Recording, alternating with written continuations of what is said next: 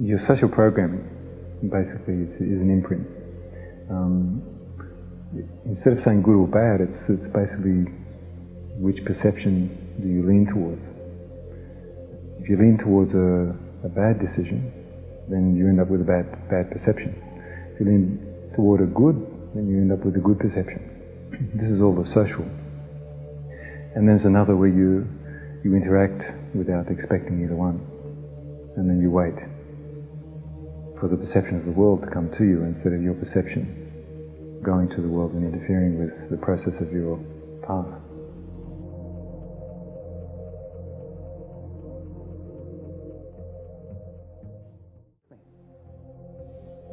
If someone's socially bound, then they bring in these social programs to fortify who they are.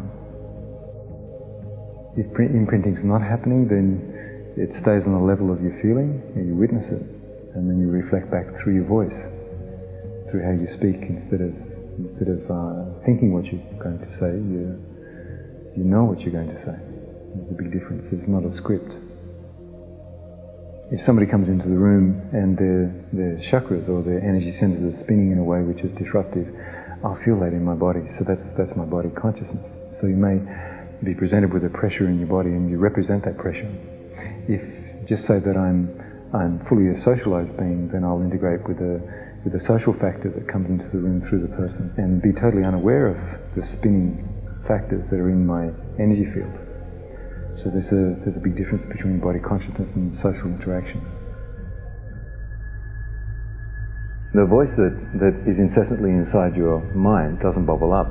It's just there. What bubbles up is the emotions, because your inner seer wants to speak. It wants to tell the truth, but it's been trained to be covert. So you don't want to be caught, you don't want to be embarrassed, you don't want to be put in a position that you're going to have to face your own emotions. So that's why it bubbles up. When I'm speaking, my heart doesn't think, it just says. Once you go to your mind, you lose your heart. And many people bring their mind into the heart space as their confusion. Then your mind and your heart are caught in the same dilemma. You do need your thoughts to plan what you're going to do. You make your plans, but once you make your plans, or you teach somebody in your business to do what they need to do, it becomes a routine. So then it's easy to turn it off. Having creative realizations and putting your energy into what you really love is more powerful than thoughts. So when you just listen to your own voice as you speak, and you don't think about it, then there's only the truth of the moment, and then you begin to learn about the truth of your moments, instead of living the scripted moment which you're trying to organize to define yourself. There was a point in our childhood where we were forced not to be silent, not to be truthful, not to be absolutely forthcoming.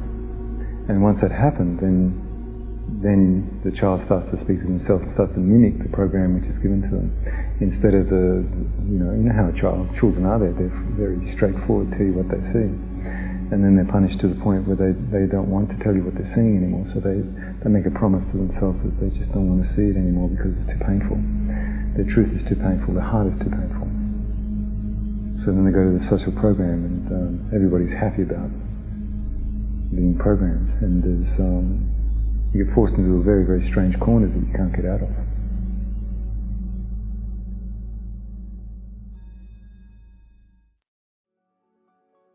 Everything that you conceive of, you're connected to. It's a little bit funny to say that that's not part of you or part of me, because it is. Everybody underestimates themselves, because you are part of everything. As soon as you connect your eyes to something, it begins to change on a very subtle level. It becomes you. Just because there's distance, air between us, you breathe the same air as me, your heart pumps the same blood. We are the birds that sing in the trees. We see them with our ears before we see them with our eyes. We are our environment, and our environment is us. You shift, so you begin to see. And when you begin to see, you realize that the construct in front of you is malleable. It's not as real as what it seems to be, because you get an overlay, and the overlay gives you information. And that's what it's all about. We're leaving ourselves so that we can become something other than ourselves. And when we realize that there's a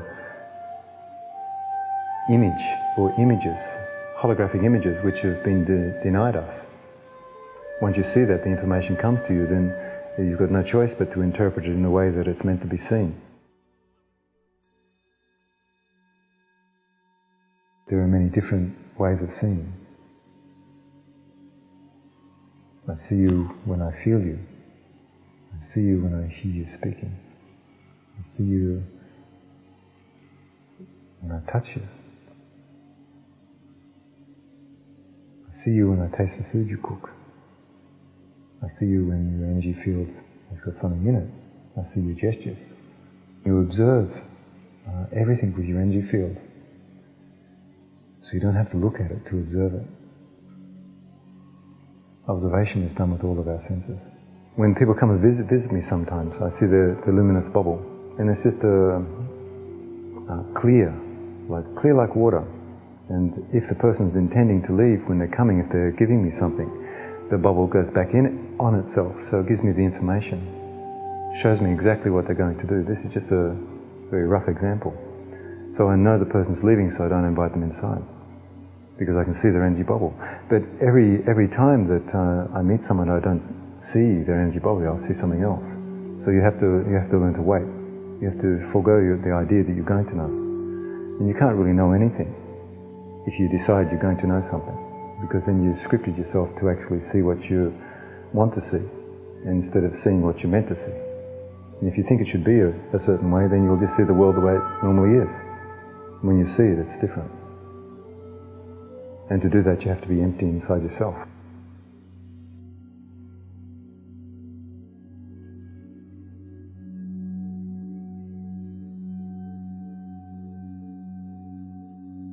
Everybody has the possibility to be quiet, to be fully engaged in something which you can't be engaged with. There's no contradiction. Everybody has this possibility. You just have to wake up to it, to realize it. And the way you realize it is when you switch yourself off. Someone will sit down, they'll be inactive, but they'll be thinking to themselves, they'll be feeling, they'll be planning, they'll be regretting, doing all these social things, plotting and planning, doing what they have to do. Then there's complete silence.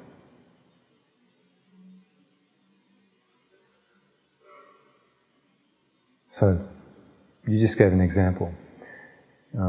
If everyone can hear that you just did a breath in and a breath out. This wasn't a silent breath. So if you breathe in and you breathe out silently, then you watch your breath go in and you witness your breath come out. So you command your eyes to go in quietly and go out quietly. So your senses are following something that can't be heard. So that's silent. So if you don't listen and you watch your breath, then your internal dialogue switches off. If you listen to the breath and you huff and puff and blow someone's house down, the ego will get cranky.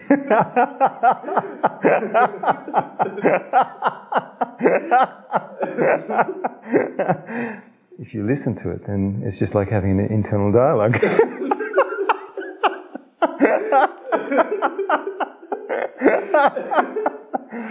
And yeah, so there's a shock to your body. That's pure silence. So you're laughing about something so ridiculous, and it's really funny. So that's just witnessing your body consciousness in terms of your silence. You can be silent and absolutely blissful at the same time. So then you're totally engaged in a level of feeling, and there's nothing else there. There's no thought but the joy of just being in the room. And can you feel it? What's in the air? Yeah. This is what we've all forgot. What's in the room at the moment. And your social self can't survive with this amount of silence in the room. We're changing, and we're changing really rapidly. And just take you back to your own experience. Your change is so rapid. The silence that you've experienced is so profound that you're actually saying, well, I don't want to lose this. When I leave, you won't lose it. And you were wondering where was it before you got here. And that's the change that's going on. People are realizing, you crying. Yeah. You're remembering yourself, that's it. But he's crying because his application to life has been opposite to what he's realizing. So the seer inside cries.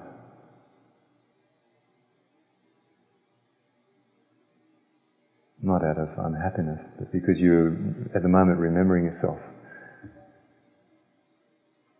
And at the same time realizing that the way you lived has not really been who you really are. So when you discover yourself, it's quite often people cry. And that's what a Nagual is. You ask the question, what's a Nagual? To bring people to a threshold of silence so they can find themselves. Once you've found yourself, then your journey really begins. You don't have to be like I am. You have to be like you are. And your true power comes to the surface. And that's how you overcome your conundrums. For yourself. And you know without doubt, with absolute certainty, what can't be explained.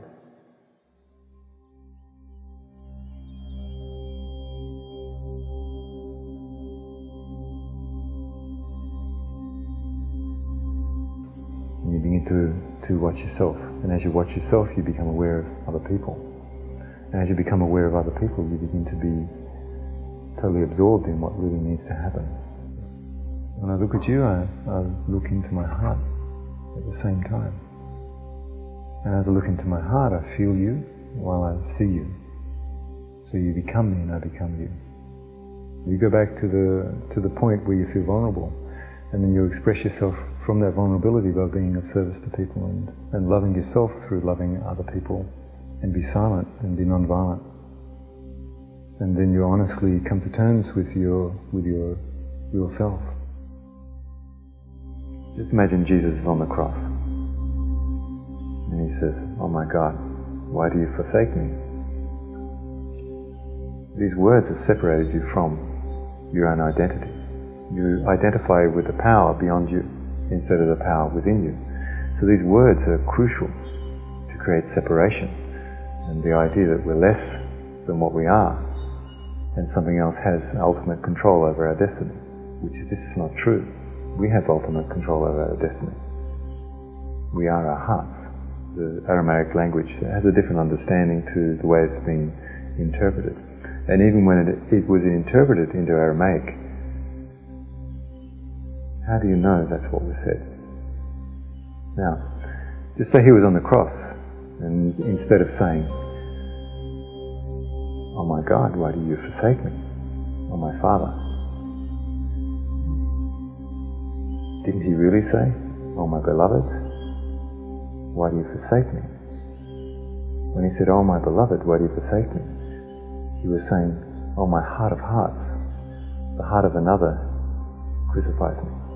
Why does another heart harm me? My heart is with you, and your heart is within me. My heart of hearts. Oh my beloved, why do you forsake me? Oh my heart, why do you injure me?" That's the truth.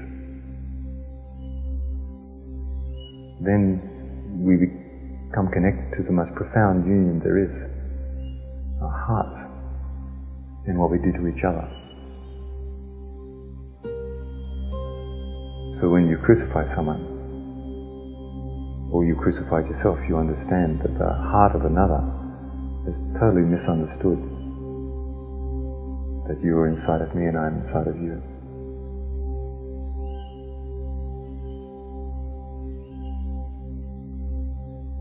And would you hurt yourself? Of course not.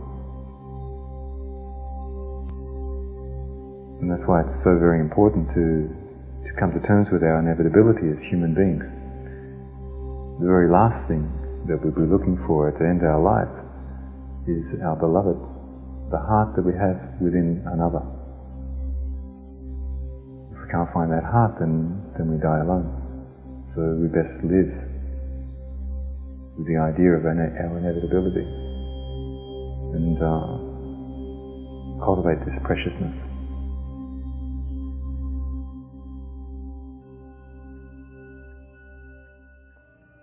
The tools you've got now you'll take home with you. You'll develop your own inner silence by yourself.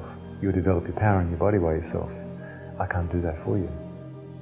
I'll never take control of your person. You'll always be in command of that. This is your life. It's your life path. And no one should be in somebody else's life to the point that they direct their eyes to go where the person demands. This is not good. You've got to allow people to see what they need to see in their own circumstances. And maybe when they come back, if they get absorbed in more silence, then the silence itself will make the person realize where their life path is going. I don't need to really tell you once you gather a certain amount of power. And if there's any confusing points, I'll give you the tool to see that.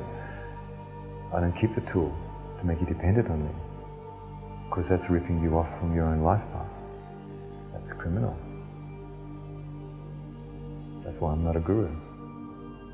If you take responsibility for your circumstances, and you can put your energy into that by taking responsibility and fully being empowered by what you do. Or you can take the power from the circumstance and not take full responsibility, not say what needs to be said, not care where you need to care. Be kind, be understanding, and forget yourself and forget your own need to validate yourself. Then you'll discover that you've found something inside of other people that wants to reflect itself back in you. And when you get rid of the social drama, you can really begin to enjoy the people in your environment.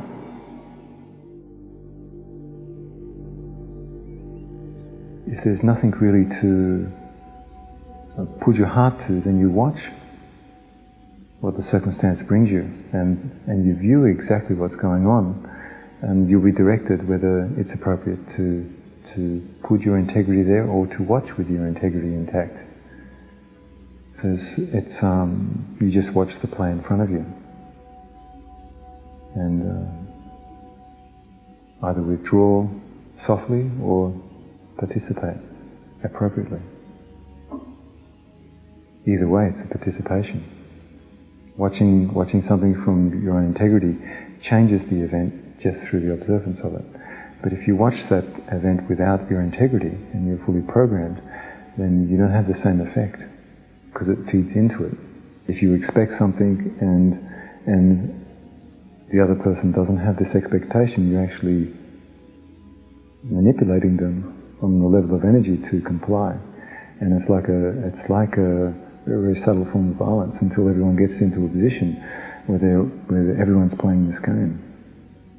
And then you begin to learn about the people that are around you. And there'll be someone who'll give you without expectations, and there'll be someone who'll give to you with hidden expectations. And that's a form of violence, because it's not forthcoming. It's doing everybody harm. There is a point where you can't tell and be transparent to someone that you know is really going to hurt you. But the people who really matter, you can start to be forthcoming with until it spreads to the point that there'll be a mass of people going to maybe someone that can't deal with the truth. They have to deal with it because there'll be a collective energy saying, well, don't do this because it's really not right for all of us. And then you begin to process what you really need to do, what's fundamentally right for the real circumstances, and not for the agenda behind the circumstances that have been set up. If you're transparent, you have a battle, a real battle. If you're not transparent, then you have another battle. You can have a battle to reinforce your social self, and this is what everybody's doing, or you can have a battle to undo everything that's socially being programmed so that you can live the moment that's right in front of you and express the truth and have the strength and courage to express the truth. If everyone made the decision to be transparent, then the real battle would be at foot. The reality of what really needs to be done, what really needs to be achieved. They're both battles, that the one's spinning the wheels in terms of personal growth and personal realizations.